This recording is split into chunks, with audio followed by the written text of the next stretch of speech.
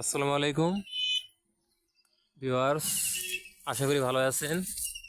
আমিও ভালো আছি আপনাদের দোয়ায়। হিমি এগ্রোর পক্ষ থেকে আপনাদের সবাইকে আন্তরিক শুভেচ্ছা অভিনন্দন। আজকে আমরা করলা হারভেস্ট করব, সেটা আপনাদের দেখাবো।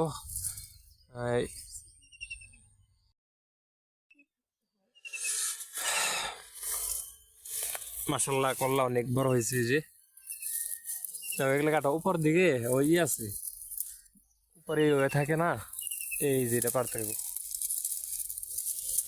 এই যে এই না, কাটো।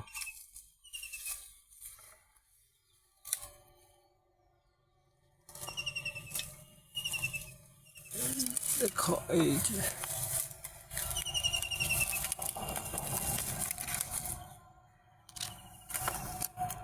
করলা, এটা যখন ওই যে কিনে আনলাম না, তখন উনি বলছাল যে জাতটা অনেক ভালো হবে, আসলে ভালো। হ্যাঁ, বড় বড় অনেক বড় হয়েছে।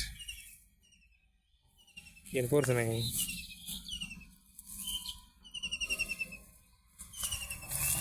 এই যে একটা,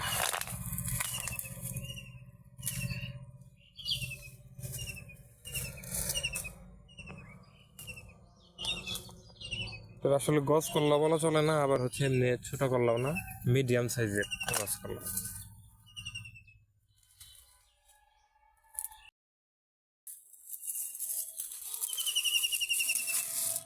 কন্দে কন্দে ধরে রয়েছে গো ভিতর দিয়ে। এই যে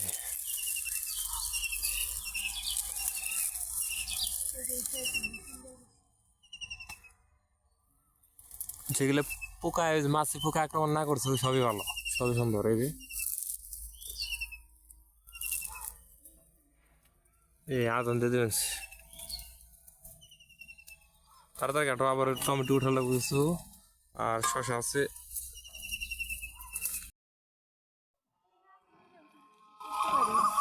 কৃষিটা আসলে প্রফেশনাল ভাবে, আমরা আসলে কৃষক না, শখের বসে কৃষি কাজ করা। শখ থেকে দেখা যাক, ফলন তো মোটামুটি মাসাল্লাহ ভালো হয়। কৃষি কাজটা করে মোটামুটি আনন্দ পাওয়া যায়।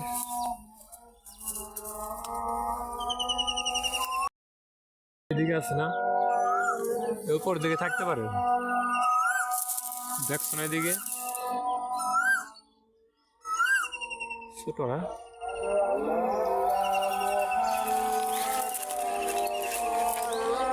এই তো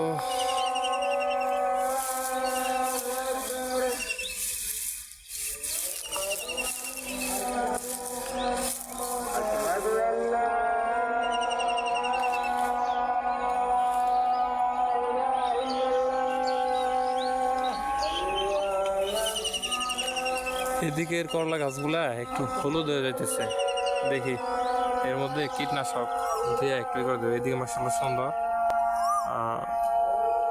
অনেক শাখা পোশাখা আছে।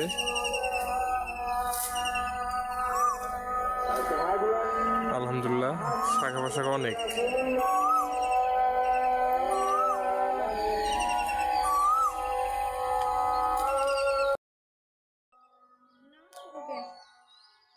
এই দেখা দাও একখানে কয়টা, এই দেখো,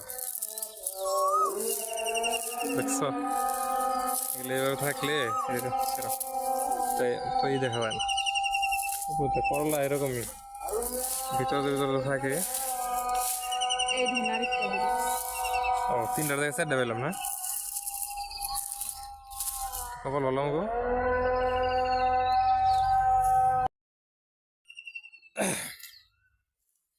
এই যে আপনারা দেখতে পাচ্ছেন, এটা হচ্ছে আমার শসা প্রজেক্ট। তো আজকে হচ্ছে রমজান, দ্বিতীয় রমজান চলতেছে। আমি শসাগুলো লাগাইছিলাম, আসলে ওরকম ভাবে পরিকল্পনা করতে পারি নাই, যার কারণে গাছগুলো আমার দিয়ে রমজান পর্যন্ত আসলে থাকলো না, নষ্ট হয়ে গেছে, শেষ হয়ে গেছে। তবে যে কোনো কাজের আসলে একটা পরিকল্পনা, সুষ্ঠু পরিকল্পনা দরকার। পরিকল্পনা অনুযায়ী কাজ করলে সেটাই করা যায়। আর আমি এক সাইডে শশা গাছগুলো বুনছিলাম, এই যে এক সাইডে দেখতে পাচ্ছেন, আর অন্যদিকে ফাঁকা ছিল। তো আমার আসলে যেটা করার দরকার ছিল সেটা হচ্ছে শশা গাছের বয়স যখন 30-35 দিন, তখন এই পাশে আবার শশা গাছগুলা যদি লাগিয়ে দেওয়া যেত তাহলে রমজানে ভরপুর শশা পাওয়া যেত। তো এই প্রজেক্ট থেকে আলহামদুলিল্লাহ শশা বিক্রি করছি 4 মনের মতো। 4 মন, 170 কেজি। কিন্তু দাম পাই নাই, দাম হচ্ছে ওই 25 টাকা 30 টাকা এরকমভাবে বিক্রি করা। তো যদি রমজানের টার্গেটে আসলে শশাটা ওইভাবে লাগানো যেত, রমজান যদি পাওয়া যেত, তাহলে হয়তো এখান থেকে ভালো একটা প্রফিট আমি আশা করা যেত। এখন আসলে নতুন করে গাছ লাগাইলে সেটা 2-3 মাস লাগবে গাছ হইতে। তো এইদিকে দেখতে পাচ্ছেন, এই পাশে আমি পরেই লাগিয়ে দিচ্ছিলাম ধন্দুল। এটা হচ্ছে আর মালিক সিডের আর্থি ধন্দুল। এই যে ফুল চলে আসছে অলরেডি, ফুল ফল চলে আসছে, এই যে শাখা, এই যে। এখন দেখা যাক যে লসটা আসলে শশা হইলো লস না, তবে যে পরিমাণ আসলে লাভের আশা করছিলাম সেটা হয় নাই। তো দেখা যাক ধন্দুল ফলনের মাধ্যমে সেই ঘাটতিটা পূরণ হয় কিনা। এই যে ধন্দুল চলে আসছে, কিন্তু প্রতিটা গাছেই প্রতিটা গিটেই ধন্দুল আছে। এই যে দেখতে পাচ্ছেন, এই এই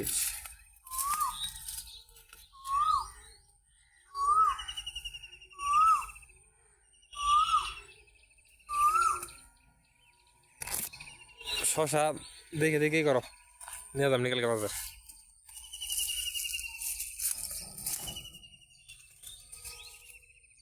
এই গাছগুলা,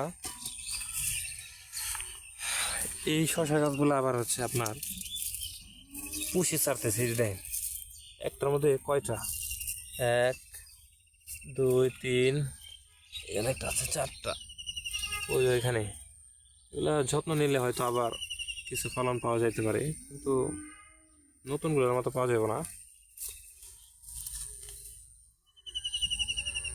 টমেটো উঠা লাগবো না, টমেটো ওই পাশে যায়, টমেটোগুলো দেখায়।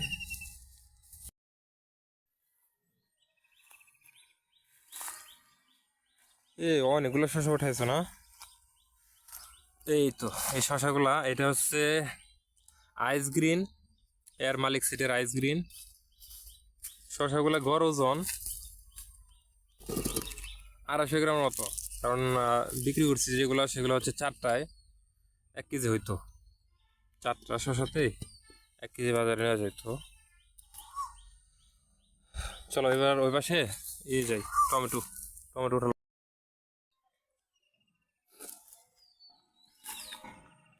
ওইখানে কিছু নষ্ট না, নষ্ট হয়ে গেছে।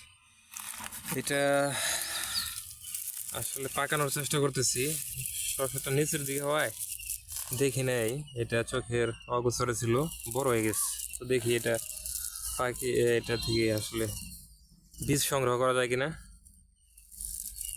এখন পর্যন্ত ভালো আছে, ঠিক। এই যে এখানে ডাটা রোপণ করা হয়েছে, ডাটা শাক।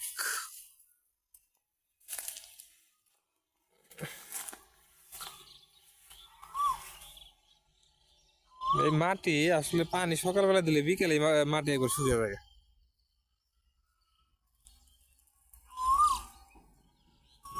দেখি পানি দিতে হইব, পানি দেয়া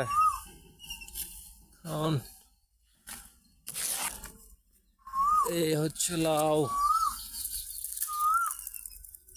এই লাউ তো নিয়ে যাবো, এটা বিক্রির উপযুক্ত হয়েছে। দেখি নিয়ে যাবনি, কাছে রেখেছেন। এখানে 3টা চারা লাগাইছিলাম, এখন মাশাআল্লাহ সুন্দর হয়েছে। দেখি এখন টমেটো নিয়ে কিছু আসলে কথা বলি। এই হচ্ছে আমার টমেটো প্রজেক্ট। এই ইউটিউব চ্যানেলে শুরুর দিকে একটা ভিডিও দিয়েছিলাম আমি টমেটো গাছগুলা নিয়ে। তখন গাছগুলো সুন্দর ছিল, কিন্তু আস্তে আস্তে সব গাছগুলা শুকিয়ে মরে গেল গা। এটা আসলে পানির অভাবে সম্ভবত শুকিয়ে মারা গেছে, কিন্তু আমি যেটা মনে করছিলাম সেটা হচ্ছে হয়তো ইয়ের কারণে, এই ছাত্রাকের কারণে, যার কারণে হচ্ছে ওইরকম ভাবে সেচ দেওয়া হয় নাই, গাছগুলো শুকিয়ে মরে গেছে।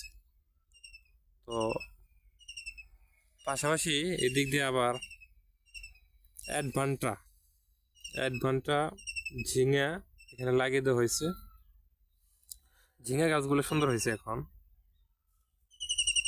এই যে দেখতে পাচ্ছেন ঝিঙা গাছগুলো, এই ঝিঙা গাছগুলা মাথায় উঠে যাইতেছে অলরেডি। দেখি টমেটো এখান থেকে কিছু নেওয়া যায় কিনা। তো এত টমেটো তো আসলে খাওয়া যায় না, খালেও দেওয়া যাবে না, দেখি বিক্রি করা যায় কিনা। দেখছেন সব গাছগুলো একবার ময়রা একবারে শেষ হয়ে গেছে। টমেটো ফলন ফলন কিন্তু খারাপ আসে নাই, কম বেশি। ওইখানে একটা গাছ দেখায়, ওই গাছটা টমেটো ভারে আসলে ভেঙে পড়ছে, এত টমেটো আসছে এটাই। এই দেখেন টমেটো, দেখছেন একটা গাছে কতগুলো, আসলে সাইজও অনেক বড় বড় বড় সাইজে। এখানে এই যে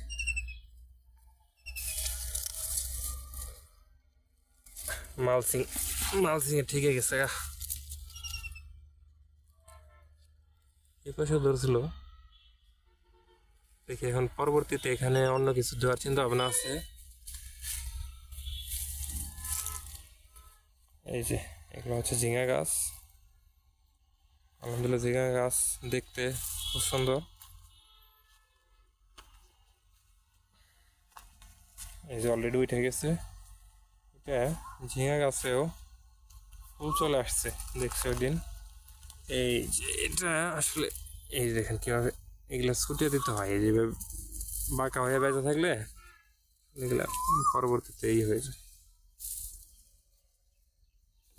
এই যে ফুল একটু দেখা যাইতেছে, ওই ফুলে কুড়ি দেখা যাইতেছে।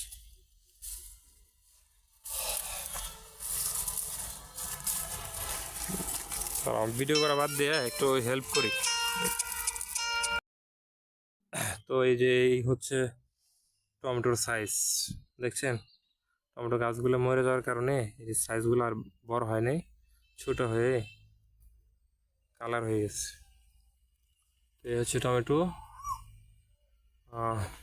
তো দর্শক সবাই ভালো থাকবেন, আর আমার জন্য সবাই দোয়া করবেন। আসসালামু আলাইকুম।